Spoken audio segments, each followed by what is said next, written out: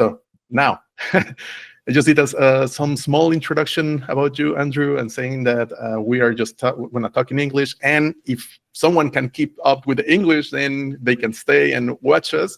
And if not, they just need to wait for the translation. Welcome. Perfect. Thank you, Dario. Lovely to be with you. And let me just tell something about Andrew. Andrew is the founder of the EQ Joy and the Art and Science of Joy. So I think if someone is looking for having more joy and more blissful moments in their life, you are the person and your companies to go. I think I believe is the most important thing to go to the experts when it comes to a specific issues or topics or questions. So that's why I think we have in common many things. For example, bringing joy and helping people back. In this case, we are coming together mostly because of the Mexpats community, which is very interesting to me. And I really like it, that it comes from another culture, from another language that is also interested in helping back. So maybe if you want to share something about you, to have a small introduction from your side, and then we can start with the questions.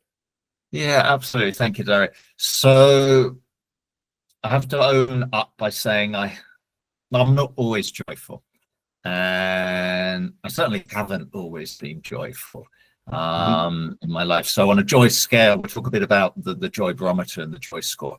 I'm roughly about a 70, a 7 out of 10 on my joy levels. When I reflect back on the dark times of my life, I was almost down at a 40.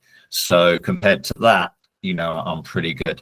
But there are lots of people in 80s and 90s. My co-founder Debbie, she's somebody who's been joyful all her life. So we're a nice team, right? That Debbie sort of represents people who have that innate joy. And I'm sort of the story of people who go through the darkness to find the light.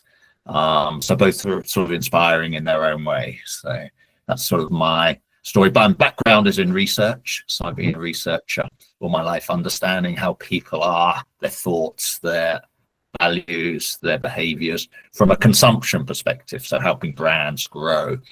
And then about 12 years or so ago, I sort of got a little bit disillusioned with that whole corporate marketing model and decided to try something else and found joy along the way. So super happy. That's amazing. Yesterday I was reading a book in spirituality, and I found literally a sentence where it said something similar related to what you just said. Is like somewhere in people's life there is a moment that you need to change your career. Yeah, right. There's a moment like it's right. Maybe out of the blue comes this realization like, oh, now I need to do something different.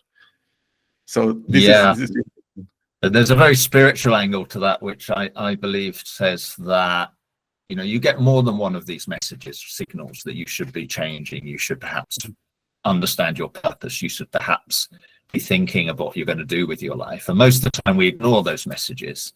But then at some point you can, what I call, get a spiritual whack over the head, which sort of puts you in a position, well, now I am going to have to change, right? You either lose your job or, some health issue happens or something. And then it's only at that point that people have enough flames under their feet that they say, oh yes, okay, now I have to change. So my lesson for that is, if you do get these little signals that maybe you should do something different, listen to those signals. As my dear spiritual friend says, follow the flags, right? And don't wait for the big bad lesson to tell you what you're supposed to do. And those are the most not only difficult but also the most painful. Well, yeah, and it's two things, right? The challenge with the easy stuff, and I think our dear friend David Meltzer said that these things ultimately are very easy, but because they're so easy, we forget them.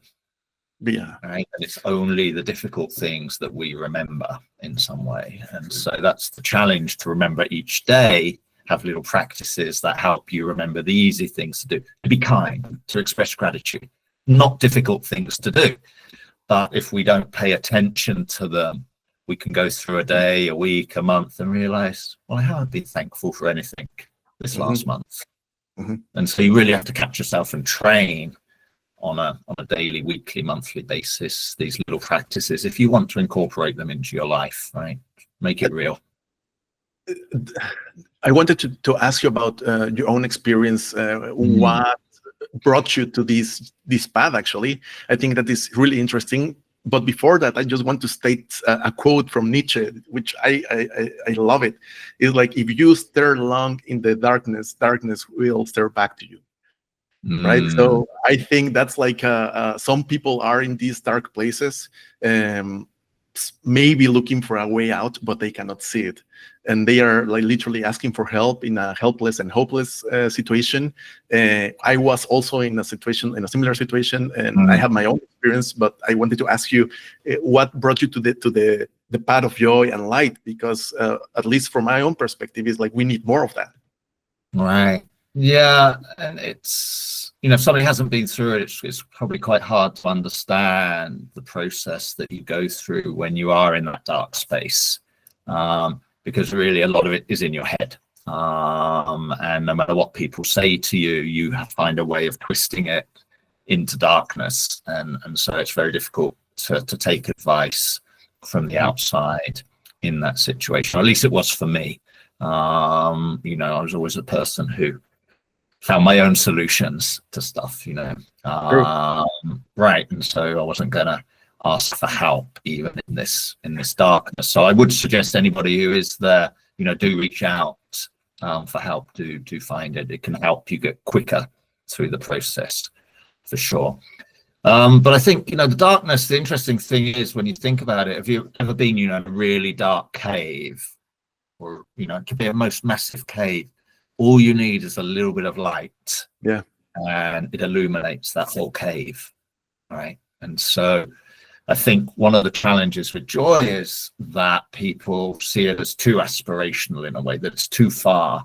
When you're in a dark place, you look at somebody like the Dalai Lama and say, well, I can't be like that, right?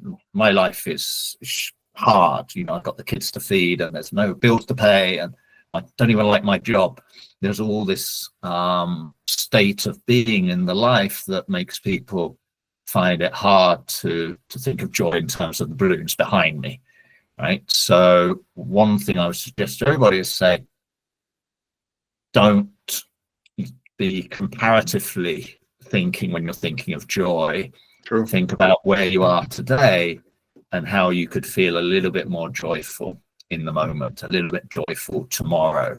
And just with these baby steps, you might look back after a year and find, oh, wow, I've actually have come quite far. My dear friend, Nick Elston, who does a lot of work with people with anxiety and depression, could go as far as to say that, somebody who's been suicidal, a joyful day for them is not wanting to kill themselves that day, for actually getting out of bed that day, for actually opening the curtains.